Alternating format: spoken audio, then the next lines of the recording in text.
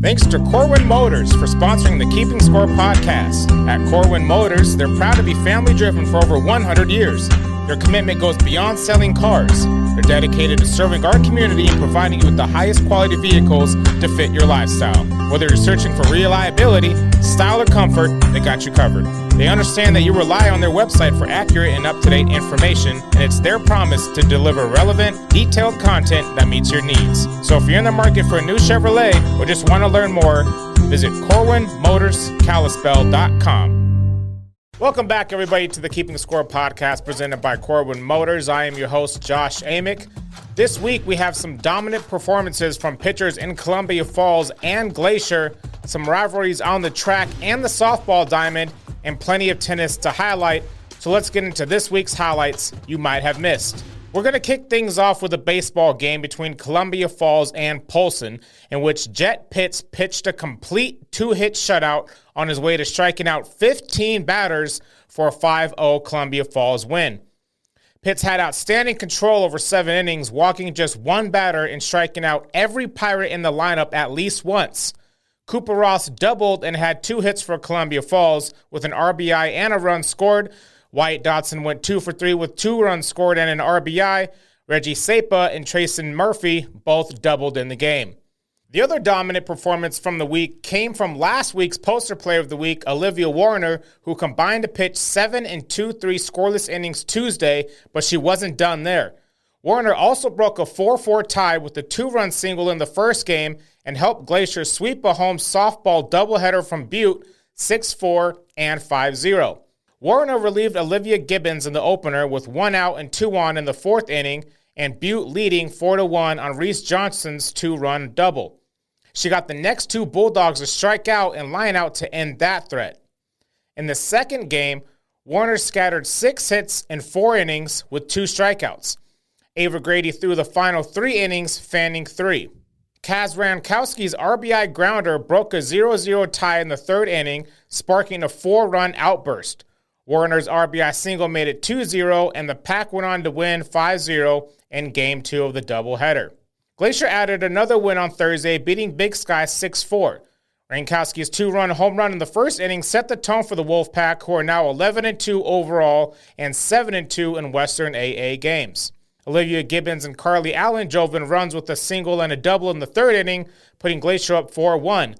Warriner doubled and scored on Allen's sacrifice fly in the 5th, and Gibbons added an RBI single in the 6th. In other softball action, my game of the week was a matchup between Flathead and Columbia Falls. What was a defensive game came down to a tense, error-filled 7th inning where Columbia Falls held off non-conference softball foe Flathead 8-7 at Kidsport on Thursday. Annika Lawrence homered for the Wildcats, and leadoff hitter Addie Bowler had 3 hits and scored twice for the 2-time defending State A champions. Flathead had solo home runs from Reese Conley, Mackenzie Brandt, and Danica Hennel. Both teams scored 4 times in the 7th inning.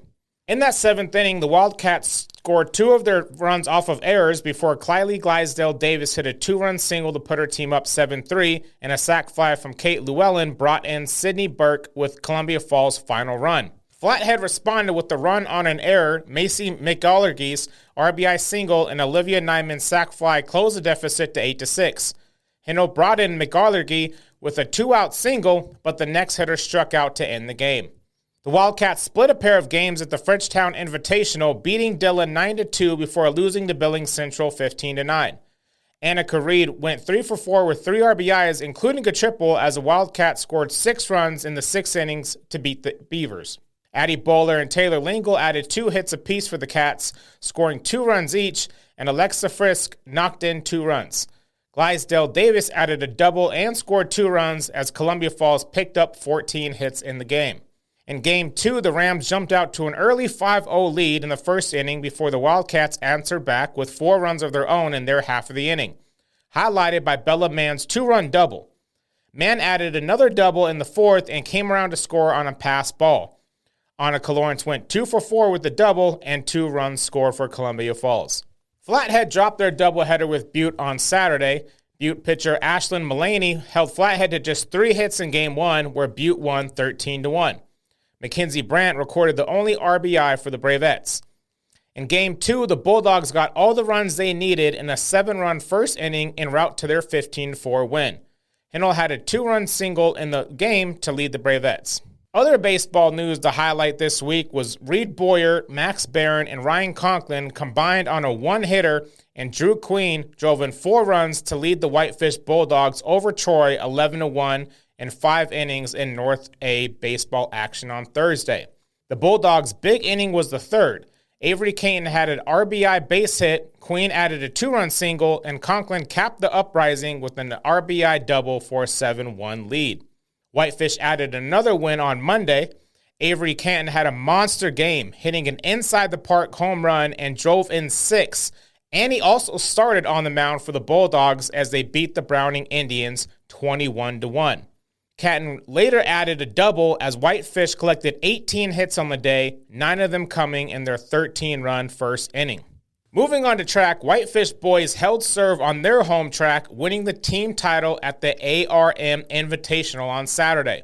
The Bulldogs' rival Columbia Falls won on the girls' side. With Sully Bolimer winning the triple jump and pole vault, the Wildcats' only 2 victories on Saturday. Columbia Falls scored 98 points. The Whitefish boys scored 101 points, with the Columbia Falls boys second at 88.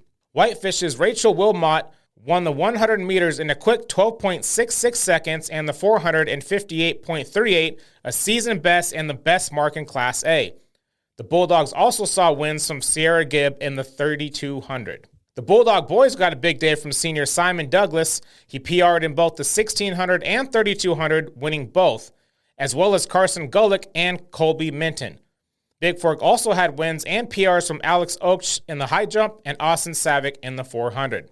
Cole Opry hitting his personal record in the pole vault was among the highlights of Glacier's home track and field duel with Missoula Sentinel on Friday.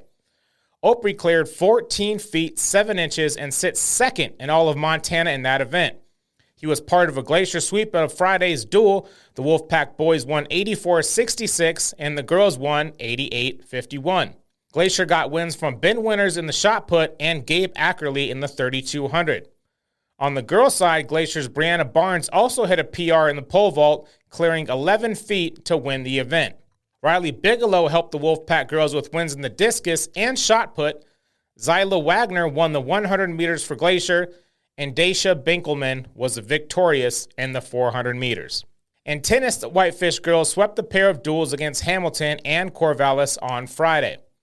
Allie Shores won a pair of singles matches for the Bulldogs, who beat Hamilton 5-2 and Corvallis 6-1. In doubles, Camry Kelch and Maggie Mercer teamed up to win 2 matches, as did Emmy Hansen and Aubrey Tombolt. Lizzie Holden was part of 2 winning double duos, teaming up with Sophia McCready against Hamilton and then with Desi Young against Corvallis. That is going to wrap up this week's episode of the Keeping Score podcast presented by Corwin Motors. I want to thank our sponsor and to everyone else who tuned in this week. Join us again next week where there will be plenty more spring sports to highlight as always. And until then, take care. A fire that broke out on a cold and dark February morning in 2024 sent the small northwest Montana town of Knoxon reeling. Beginning in the Angry Beaver General Store on Knoxon Avenue, the conflagration would eventually claim a neighboring restaurant and a storied bar. The town had lost 3/4 of its business community by the day's end. 7 months after the fire, people were still wondering, will Knoxon recover? Can it mount a comeback? What will rise from the ashes? Stream Season 3 of the Daily Interlakes Deep Dive podcast on your favorite audio platform, or catch the 2-part series on our YouTube channel.